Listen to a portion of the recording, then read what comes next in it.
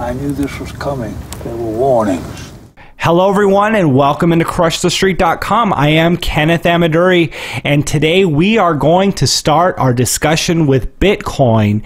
Bitcoin's nightmare scenario has come to pass, and it's come to pass this week. Now, following in the ripple effects of Mike Hearn's and what we're calling exaggerated Bitcoin is dead type disclosure, Bitcoin has seen some turmoil caused by the current block size cap of 1 megabyte, and this is coming to pass. We're seeing this now.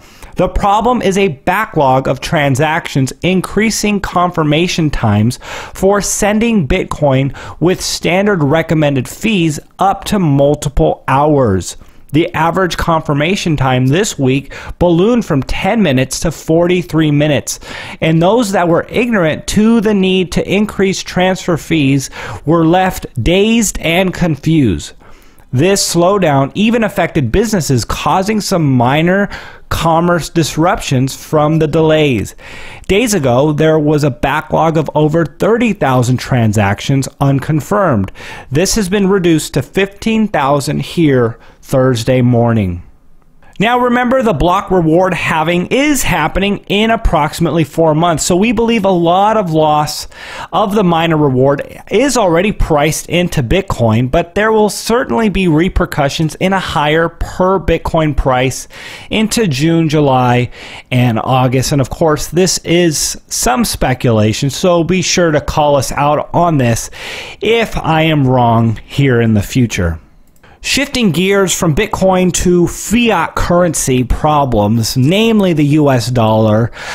Let's take a look at Iran. We had the Iran nuclear deal go through. Sanctions were lifted. The Iranian economy had been just completely handicapped for this time, and now the economy, the people there, they want to start making money, and they got their eyes set on different parts of the world, and now they're trading with Brazil. Now Brazil is converting from their dealings in US dollars with Iran to now euros, and again, this is another axe to the leg of the US dollar, another haircut for the US dollar. I'm not going to say it's the final nail in the coffin for the US dollar, but we know that the dollar is on a decline in terms of its conventional safe haven aspect and where its position is around the world. Now, more than 20 countries no longer trade in solely US dollars. These countries account for 60% of GDP.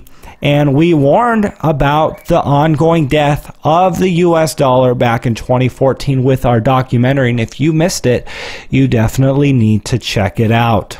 Now, $30 oil is a problem for a lot of these one-trick pony countries who depend on the export of petroleum for their country to even function, and Venezuela is a prime example of that. They've suffered greatly from the fall in oil, and recent news just came out that the Venezuelan president raises fuel prices by 6,000% to prop up their falling economy and currency crisis. Low oil prices are good for people, but when you have a country that's dependent on it to a very large extent, there are other equal and worse off consequences of having cheap oil, and we are seeing that happen around the world.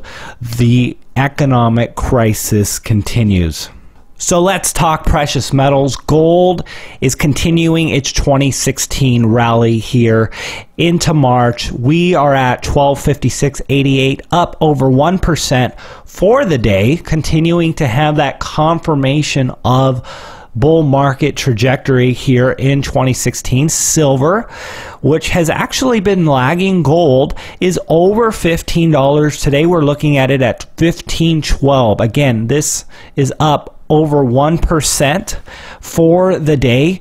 Now, earlier this week, we were actually watching silver under $15, and I know that was a psychological threshold. Silver has been lagging gold, and we actually have an interview being released this weekend with Craig Hemke, where we discuss why silver has been lagging and what is going on with precious metals. So you're not going to want to miss this important update regarding precious metals. So this story that was just released by Zero Hedge, really interesting. Canada, regarding precious metals, Canada has sold off all of its gold reserves.